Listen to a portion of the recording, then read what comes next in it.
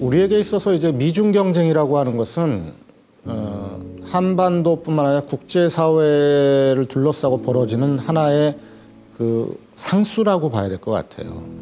이것은 이제 근데 미중 경쟁이 우리에게 더 민감하게 와닿는 이유는 미국과 동맹 체제를 유지하고 있고 또 가까운 이웃 중국하고는 경제 분야에서 가장 큰 교역량을 차지하고 있기 때문에 이러한 것이 이제 미중 경쟁이 다른 어떤 나라보다도 우리에게 더 큰 중요성과 부담으로 다가온다고 할 수 있겠죠.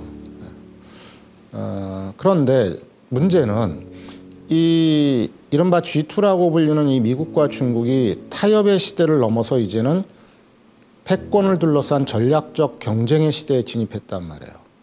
그러다 보니까 이들이 마치 그 냉전 시기처럼 자기를 중심으로 국제사회를 뭉쳐내는 진영화의 세계에 들어갔단 말이죠. 그리고 또 과거 냉전 시기에 미소가 공산주의와 자유주의로 갈려서 이데올로기 싸움을 한 것처럼 이제는 미국과 중국이 권위주의와 자유민주주의로 갈려서 어떤 그 이데올로기 싸움을 하는 것처럼 보이는 측면도 있단 말이에요.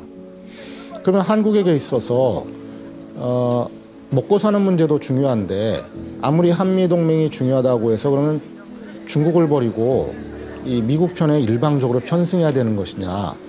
이거는 사실 굉장히 중요한 실익적이고 실존적인 숙제란 말이에요. 그럼 우리가 어떻게 해야 되느냐.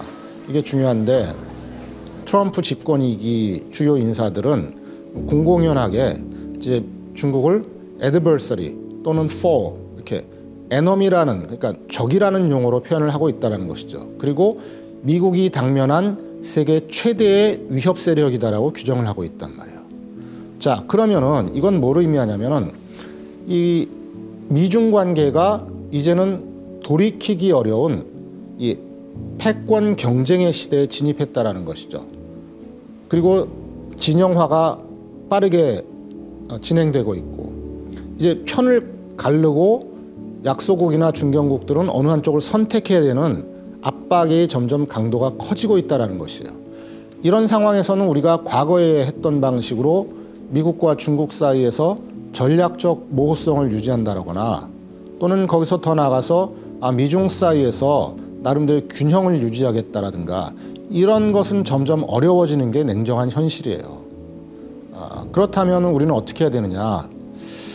제가 볼 때는 두 가지를 생각하는데 하나는 제가 이제 얘기하는 거는 전략적 피벗 외교를 개발하자라는 것이에요. 농구에서 보면은 피벗이 뭐냐면 한 발은 중심축을 딱 땅에다 들고 다른 한 발은 좌우 상하로 움직일 수 있는 것이에요. 그러면서 공간을 열어가고 패스를 하고 하는 거거든요. 그래서 저는 이제 우리가 이 균형을 추구하는 것이 아니라 또는 전략적 모호성을 추구하는 것이 아니라 이 동맹이라고 하는 하나의 중심축을 잡고 피벗을 잡고 그 다음에 그걸 바탕으로 해서 우리의 국익을 최대화하거나 손해를 최소화하는 또 다른 그 발을 움직여가는 그런 피벗 외교를 해야 된다. 근데 그것이 단순한 피벗이 아니라 그 상황과 시기와 이런 것에 맞춰서 전략적으로 해야 되는 전략적 피벗 외교를 개발해 나갈 필요가 있다는 것이죠. 여기서 중요한 것은 결국은 중심축이에요. 제가 볼 때는 향후 20년 내에 최소한 10년 내에 미국과 중국의 세력 전이가 발생할 거라고 생각하진 않아요. 그렇다면 우리는 적어도 10년, 20년 동안은 미국을 중심축으로 하는 그러한 피벗 외교를 전략적으로 잘 개발해 나갈 필요가 있다라는 것이죠. 좀 더 단기적으로 봤을 때 미국의 외교안보 전략에서의 가장 핵심은 무엇이 될 것이냐? 결국은 중국에 대한 견제와 압박이 될 수밖에 없다라는 것이죠. 그렇다면 어떻게 해야 되느냐? 제가 볼 때는 우선은 냉정하게 이 트럼프를 중심으로 하는 미국의 마가 충성파의 전략과 생각을 우리가 이해하고 받아들일 필요가 있다는 것이죠. 마가 충성파를 중심으로 하는 미국의 대중국 인식과 전략을 이해하고 그 구체적인 압박 정책에 대해서 사실 어느 정도는 불가피하지만 미국과 손을 잡고 나갈 수밖에 없다.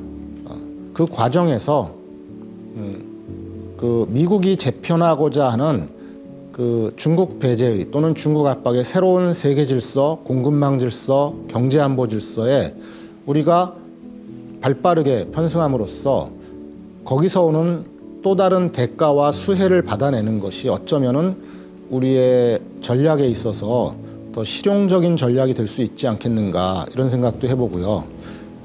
그러면 거기서 무엇이 필요하냐? 그러한 그 전환기에 오는 중국 측으로부터의 압박에 대해서 우리가 얼마나 견뎌낼 것인가, 또는 과거에 사드 보복을 당한 것처럼 경제적인 손해를 감수할 의지가 있는가, 이런 것이 필요한 것이죠. 좀 더 극단적인 선택을 강요받을 상황이 오게 될까요? 트럼프 집권 이기는 두 개의 가능성이 있어요. 중국이 트럼프의 의도를 읽고 적절한 선에서 거래 조건을 맞춰줄 수 있다면은 미중 관계는 사실은 굉장히 거래를 통해서 타협의 과정으로 갈 수도 있어요. 그렇지만 또 다른 시나리오도 가능하죠. 만약에 그러한 것이 순조롭게 맞춰지지 않는다고 할 것 같으면은 미국으로서는 중국을 어차피 저것은 현상타파 세력이고 미국이 당면한 가장 큰 위협 세력이기 때문에 이 기회에 최대한 중국을 압박하고 두들겨서 완전히 굴복시켜야 되겠다는 방향으로 나갈 수 있죠. 그렇게 되면은 이 미중 관계 대립과 충돌이 결국은 한국을 포함한 주변국과 국제사회에도 굉장히 불안정성을 주는 요인이 될 수 있는 것이죠.